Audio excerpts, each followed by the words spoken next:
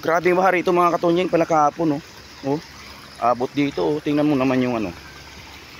Ay, kawawang mga saging. Ayan po mga katonyeng, nagbaha dito kahapon, oh. Yung mga saging ubos. Ayan po, oh.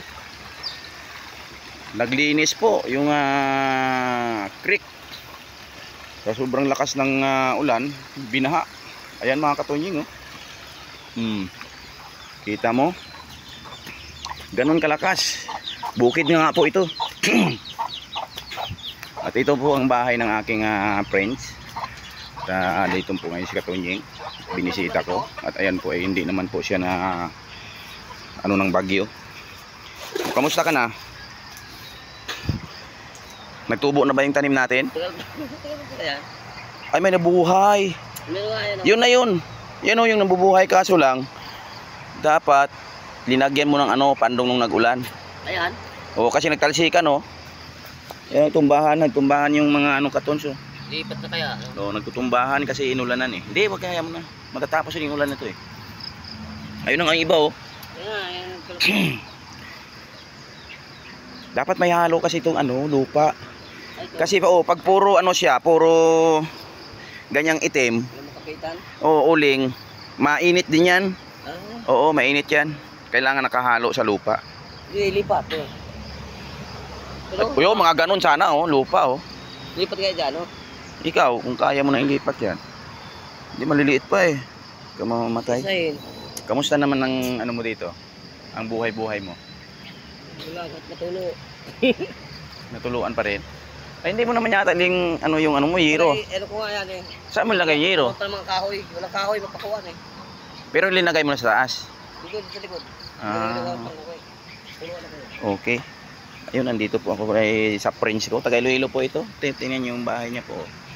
At nag-iisa lang po siya rito. Kubo lang po yan mga katonyeng. Baka naman PM naman sa akin kung mayroon po tayong maitulong dito. Ayan, siyempre nag-iisa. Yan po ang kanyang buwong. Nawa nga po sa taong to. Ilonggo po ito mga katonyeng. Nag-almusal ka na ba? Nagkape? Wala nang kape-kape. Ano na lang? Tubig mainit para kumulo ang tiyan. Jesus. Lilipat yung malaki eh. Ganyan ka na lang, paapoy, para mainitan ka. Grabe naman itong taong ito. Oh, ayun pala, may kasama ka pala dyan. Sino kasama mo dyan? Tudo. Yun lang. Hindi sa mga Pampanga. Bakit?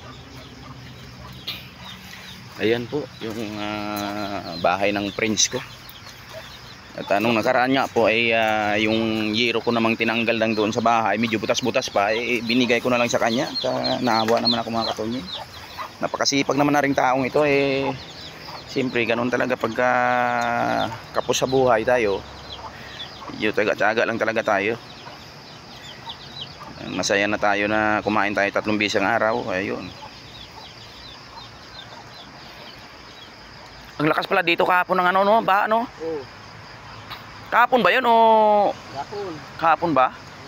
Grabe mga katonyeng, ipakita ko po sa inyo dito yung Marami po siyang mga pananim mga katonyeng. Bulak na nga yung Yan, hinarbis mo na yata itong mga talong mo. Bulak na yung hikaw.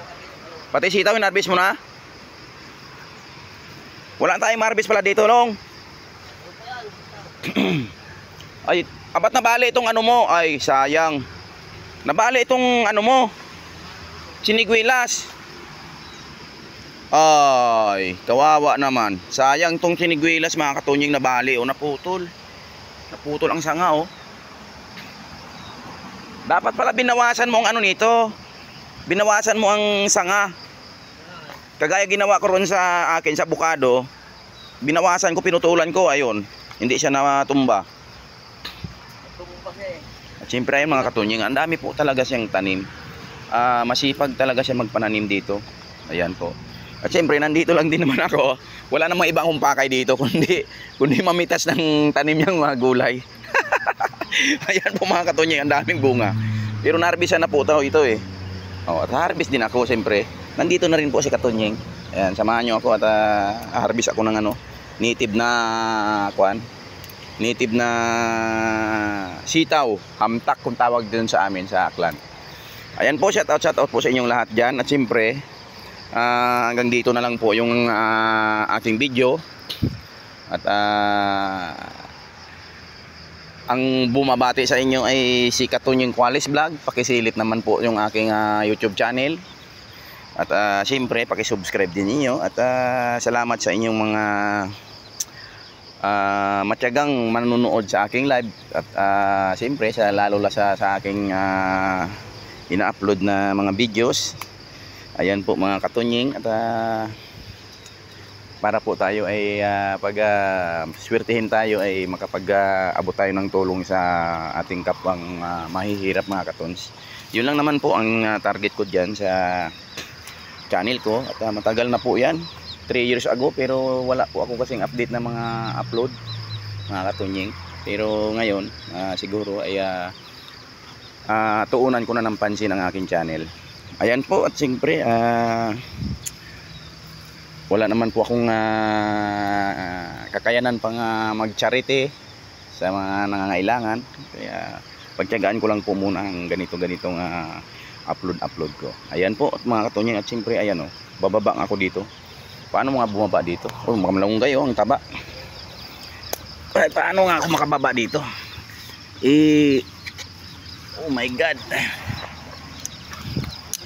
Dito lang ako dadaan sa kabila. Dito na ako Katunying. Ayan pa, may manok siyang alaga dito. Ayan, dito na ako dadaan. Masyadong matarik po doon eh. Ayan po ang kanyang mga taniman. Marami siyang taniman saging. May mga malunggay, may mga kamuti, kamuting baging, kamuting kahoy, mga katons. Umabot pala dito ang baha. Ito. Ito. Ay grabe siya no. Grabe palang baha dito. Ayan, dito maganda. Tanim mo yun, oh. Yun, oh. Oo. Kaso kung baka bumaha uli, maabutan na naman. Ay mga Katunying, tingnan mo naman yung lawak ng pinsala na nadaanan ng tubig nung nagbaha at nagbagyo. Kahapon lang po ito, oh. Ayan. Dire-diretso po yan sa Manila. Ano ba yun? Alabang, saan ba yun? Diretso itong ilog? Sa ano dito sa ano? Alabang sa Kwan? Oo, yan mga Katunying, diretso yan tubig doon sa Alabang. Oo, sa ano nga tawag doon yung malawak na ano? Ano nga yan?